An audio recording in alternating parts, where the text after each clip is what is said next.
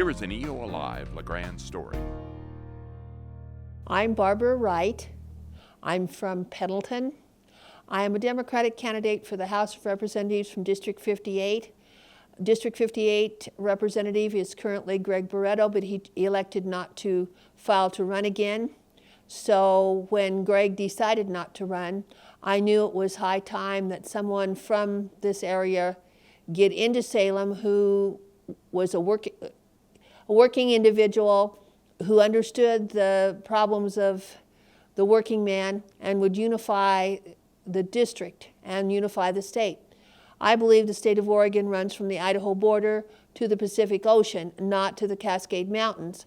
And when I make $1.50 less an hour for doing the same job as someone in Portland does, there's a disparity in wages that bothers me seriously, especially since 66% of all people working on minimum wage are single-parent families. And a great portion of those people do not get 40 hours a week to begin with, so the problem is even worse. I'm also concerned about the timber industry because I see trees as a renewable resource, and if we are not allowed to harvest them, then we end up with major problems like we did with the way station fire, with several other major fires in eastern Oregon. And then what? The trees then become salvage lumber, and if our environmental friends do not get in the way, then we have a probably good chance of being able to sell some bluewood to the furniture industry from this area. But that doesn't always happen, and then what could have been a $60 million salvage sale turns out to be a $6 million salvage sale because there's been all these environmental impact studies that had to be done and this, that, and the other.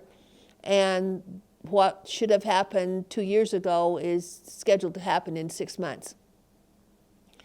I'm also concerned about economic development and affordable housing. I want to see anybody who builds an apartment complex of more than 20 apartments be required, if they want a tax break or any kind of SIP or anything like that, that they provide at least 25% of their newly constructed apartments for family affordable housing. I don't want to see a one-bedroom apartment go for more than $600 a month, and I think it's economically feasible for that to happen. I also want to see young people move back to rural Oregon, and one of the ways that I would propose to do that is to establish a program in medical school, dental school, law school, with CPAs, any of your technical programs where if a young person can't afford to go to college without some help, we'll give them, if they'll sign a contract to work 2 years in rural Oregon, we'll give them a $10,000 discount on their tuition for each 2-year contract that they sign. So at the end of a 4-year college education, they could literally be only faced with $60,000 worth of guaranteed student loan debt versus $100,000 of guaranteed student loan debt. Every university college that has a law school or a dental school or a medical school, they have a placement office. And that placement office could then have a list of communities and doctors or lawyers or whomever that are willing to take on someone that has just graduated, who does not have a long track record as working in their particular field.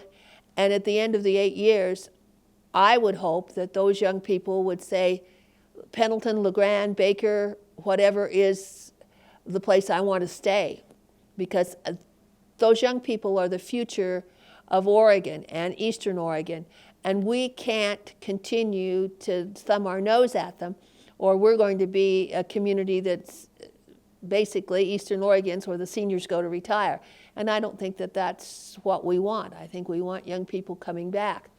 And I know that this program works because it's done in the state of Alaska. And I know it could work because I have a godson who left optometry school with $100,000 worth of debt. And he said, had they had a program like that, it would have been so helpful to him to be able to only have $60,000 worth of guaranteed student loan debt versus the amount that he had. That's some of the things that I'm concerned about. I'm also concerned about social justice issues. I'm one of these people that I look at our current penal institutions and I'm thinking, why should prisons be the future of economic development in rural Oregon? Why are we continually building more prisons to put more people in jail and not going to the root of the problem and developing some programs that will stop domestic violence, that will stop drug abuse and some of these issues? And those are some of the things that I would like to work on should I become a working member of the Oregon legislature. I was born and raised in Pendleton, Oregon. I was raised by a single parent and my grandparents. My mother and father divorced when I was 6 months in the gestation period, and I never met my natural father until 1996. Turns out my natural father, Charlie Mills, had sat on the city council in John Day since Heck was a pup and he was graduated from law school. And Charlie was a mover and thinker over there. He'd worked for the Forest Service for 27 years in fleet maintenance. And when he got on the city council, there was some things that he had an agenda. And one of them was the development of the business enterprise zone up at the airport. And everybody told him he was full of crap, it wouldn't work. And when they built it, and it was full within 6 months of it being completed, everybody said, "Charlie, how'd you know?" And Charlie said, "Doesn't take a rocket science to figure that one out." My mother was an accountant for Juergen and Meyer for the better part of 10 years. Previous to that, she worked as a bookkeeper in the county clerk's office in the basement of the old courthouse in Pendleton. And my father, my stepfather actually, was a U.S. letter carrier in the city of Pendleton for 27 years. And if you want dependability, you wanted Art on your route, because you could know that if you were at the head of the route between 9 and 9:15, you need to have your mail out because he would be there by 9:15 to pick it up and go on about his way. I graduated from Pendleton High School in 1970. I went on to Blue Mountain Community College and then Linfield. I'm approximately 2 terms away from graduating with my bachelor's in communications from Linfield College in McMinnville, Oregon. I've been a small business owner. My mother and I had a flowers and formal wear business in Pendleton. I've gone with a logger in my younger years. I've ridden the log truck, I've driven the log truck. I can throw wrapper chains, not the way they do, but I get the job done. I can put chain brakes on, and in the logging industry, if you ask a logger, yeah, I know about the hydraulic cheater bar, and I just have to say it's still on the drawing board. It's patent pending because it was my idea, because I'm not strong enough to get chain brakes on a load of logs to get it to the mill without them falling off and having problems. So I'm cognizant a little bit of the timber industry. And I know that some of my West Side friends are going to say, yes, but if we log, we'll clear cut. And I'll look at them and I'll look at them real, and I'll say, if you even try to clear cut, I'll take your butt to federal court so quick it'll make your head swim. I don't like that concept.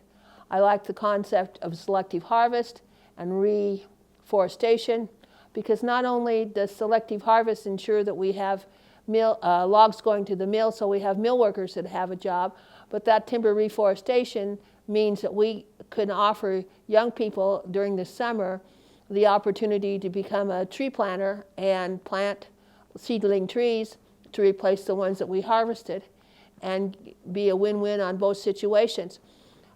To my West Side colleagues, I say, remember, forest trees are just as renewable an asset as the crabs on the coast, or the wine grapes in the Willamette Valley, in the Amity-McMinnville area, or any other resource. It's a renewable resource. If we choose not to harvest it because we want this gorgeous timber, there are a number of timber-related diseases that we have no antidote for that will, again, devastate the forest and allow the first electrical storm that comes along to start a monumental forest fire, and then Eastern Oregon's on fire, Western Oregon's on fire, everybody's on fire, and that's not good for the environment. We've had a representative in Greg Barretto who took the position, I'm not going to vote for any new taxes, etc., etc. And from what I've been told, he kind of put himself in the minority, the far minority. I don't want to be that way. I want to be somebody who's willing to work across the aisle. I look at the cap and trade issue, and the first thing that came to mind when I heard about this is, thank God we're doing it now while it's a proactive step rather than a reactive step, because EPA has said, oh, we want this done and we'll give you 2 years to get it done in. I like the idea that we're doing it early, so when EPA comes out with their guidelines, if necessary, all we have to do is tweak our legislation, and we're going to have something we can submit to EPA, and they say, yes, we'll recognize this as what Oregon's going to do. I understand that East Oregonians are concerned because there's a carbon tax and that cap and trade issue, but I also understand that we need to have more charging stations. We need to have more solar energy and wind energy developed so that we're not so dependent upon oil and gas to run everything, because I know eventually that the federal government's going to come down on us and say it's got to be done. If Eastern Oregon wants to stay as dependent upon carbon fuels as we currently are, they're going to find out that EPA is going to allow it for just so long, and then they're going to say, no, you have to, we are interceding, and you're going to do something or else.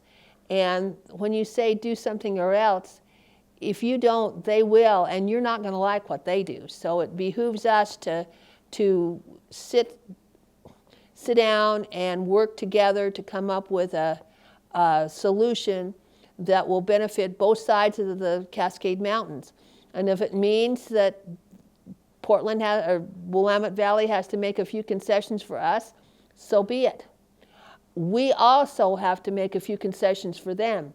This can't be one of those affairs where we take it, they take it in the shorts and we sit back and gloat about it. We can't do that. And I would work heavily to ensure that we aren't the only ones that are not having to pay some sort of a carbon tax. And they all scream that, well, the farmers can't afford it. I think that there has to be a mechanism put into place where someone who only uses a 1956 wheat truck 3 weeks out of the year gets some kind of a waiver for having to come up with extra money for fuel taxes, because that's not fair to him. That 1956 wheat truck may just be just as dependable as something that was produced in 2020, but it didn't cost him $90,000, and he can use it for the three weeks or a month that he has to use it during harvest, put it back in the machine shed, and it's good for another year. The Willamette Valley people don't have that luxury most usually, because they're driving every day, miles and miles, and a lot of them choose not to take public transit. when they could take public transit, and that to me says, well, then if you don't want to take public transit, when you could take public transit, then you can afford to pay a carbon tax. And each one of those industries has to come to the realization that they need to be ready to accept some type of carbon sequestration rules, because if as I'm alive and breathing and talking, EPA will mandate it within the next 5 years. I'm sure of it. And if they've put nothing into place, then what you see out of Washington, D.C. surely isn't going to be good for that concrete plant at Durkee or Boise Cascade at Elgin. It's just not in the cards, because they know nothing about what Durkee has. They know nothing about what Elgin has. They could care less, because they aren't going to get out of Washington, D.C. to come out here to look. But they're going to mandate that rule, and if you don't, they're going to look at you and say, well, we're going to fine you, or we'll do this, or we'll do that, or we'll do the other. And all of a sudden, those people are saying, whoa, what happened? Well, you didn't get a federal contract because you didn't have carbon sequestration rules in. You didn't get this contract with the government because you didn't have carbon sequestration rules in. Idaho, Iowa, California, Florida, Maine, wherever, I do believe that it's going to affect all the states. Some states more so than others, because some states have more industry than others. But I do believe it's coming. You know, we all said for 40 years that we'll have the use of Thorn Hollow Springs forever. They'll never be able to take it away from us. Well, guess what? EPA mandated new water purity rules, and oh dear, Thorn Hollow Springs no longer meets EPA guidelines, so we can't use it. So the city of Pendleton had to put in an expensive new water filtration system and use the Umatilla River water as a water source, because EPA didn't approve of one of our major water sources.